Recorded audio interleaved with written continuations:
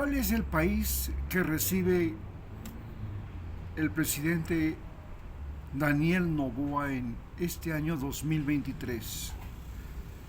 Ecuador es un país que ha caído en la peor crisis económica de su historia en el siglo XX en lo que va. Los principales problemas son problemas de salud, problemas de conducta psicosocial y problemas ecológicos. Partiremos diciendo que la salud de los ecuatorianos es una salud muy débil, muy frágil, muy vulnerable, y esto ha venido desde los tiempos de la conquista española, en que se comenzó a producir una gran crisis nutricional. Esta gran crisis nutricional se tradujo en bocio endémico, el coto. Era por la carencia de yodo. Esta carencia de yodo afectó a gran parte de la población de los Andes de Ecuador y produjo una enorme población de cretinos, que nosotros aquí los llamamos chunchos. Esta población de cretinos, que también se extendió por Perú y por Bolivia, encontró solución en el año 1980 cuando el doctor Rodrigo Fierro, profesor de endocrinología de la Facultad de Medicina y además investigador de la Politécnica Nacional, comenzó a aplicar dosis inyectables de yodo y luego se introdujo el yodo en la sal. Esto logró reducir la población de cretinos y chunchos en el Ecuador. Durante la colonia, los cretinos y chunchos se concentraron en ciertas poblaciones, especialmente en lugares cercanos a Quito e inclusive en Quito. Esta enorme población de chunchos dio nombre inclusive a algunos barrios de la capital y algunas poblaciones cercanas, como por ejemplo Conocoto, Luluncoto, Coyacoto, Coto Collao. Todas estas poblaciones donde se menciona la palabra coto eran poblaciones donde abundaban los cretinos con el problema del bocio. Hoy, el gobierno de Guillermo Lasso, que dice haber enfrentado el problema de la desnutrición infantil, porque Ecuador llegó a ser el país con una de las tasas más altas del continente americano de desnutrición infantil. Esta desnutrición infantil significaba talla baja, poco desarrollo cerebral, especialmente cuando la desnutrición era en menores de 2 años o la desnutrición se producía durante el embarazo. Pretendió resolver el problema y nos dice que ha resuelto gran parte del problema, pues la desnutrición infantil, según sus estadísticas, como ustedes saben, él es un banquero, él es un individuo que maneja números, estadísticas, cifras, y las estadísticas se han convertido en una forma de mentir con números. Y esta forma de mentir con números ha sido muy bien acogida por el presidente Guillermo Lasso, que dice haber reducido la desnutrición infantil, pero la desnutrición infantil y materna tiene que ver con la posibilidad de trabajar que tienen sus padres. Si no hay trabajo, no hay ingresos económicos, no hay con qué comprar los alimentos, es una utopía pensar que se está combatiendo la desnutrición infantil y materna cuando la población no tiene recursos económicos para comprar alimentos. Él dice que ha resuelto mediante centros infantiles y lugares de acogida para niños menores y madres embarazadas. Estos centros infantiles, que él dice administran mejor el tiempo y la alimentación de los niños y de las madres han sido la solución que él ha encontrado.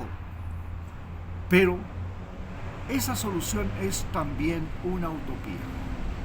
Porque ¿de qué nos sirve tener niños bien nutridos y jóvenes inclusive con muy buena condición física e intelectual si los jóvenes van a utilizar sus condiciones físicas y sus capacidades mentales para convertirse en sicarios, narcotraficantes, delincuentes o emigrantes? Esto es la clave para entender que la salud en Ecuador, que ha tenido que ver con la desnutrición, con las enfermedades agudas.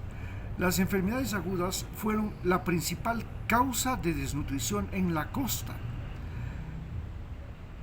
Las enfermedades poliparasitarias, las amebas, las lombrices, todos los parásitos intestinales e inclusive la malaria que destruía los glóbulos rojos, tenían que ver con enfermedades que afectaban la nutrición de las personas. En la costa, estas enfermedades agudas, transmisibles y violentas crearon una gran mortalidad. Ya en el siglo XX, la fiebre amarilla fue la primera causa de mortalidad. A mediados del siglo XX, la malaria. Y a finales del siglo XX, al comenzar el siglo XXI, hemos tenido pandemias y epidemias como el dengue, la chikungunya y ahora el COVID con todas sus modificaciones. La pandemia nos ha enseñado que las enfermedades agudas como las que hemos vivido, no solamente que han producido desnutrición, malnutrición, sino que han sido una de las principales causas de muerte. A esto hay que sumar que debido a la modificación por el consumo de alimentos producidos industrialmente o procesados industrialmente y comercializados de manera industrial, esta nueva alimentación que reciben los ecuatorianos ha creado malnutridos. Estos malnutridos tienen, en el caso de la costa, un gran problema de la obesidad, la hipertensión y la diabetes, que se ha convertido en una patología de grandes dimensiones en el país.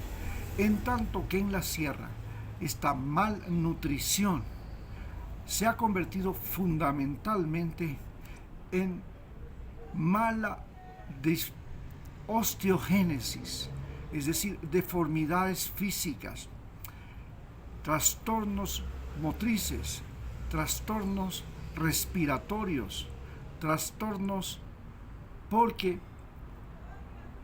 la población, a más de que ha cambiado su alimentación, al momento no recibe sol.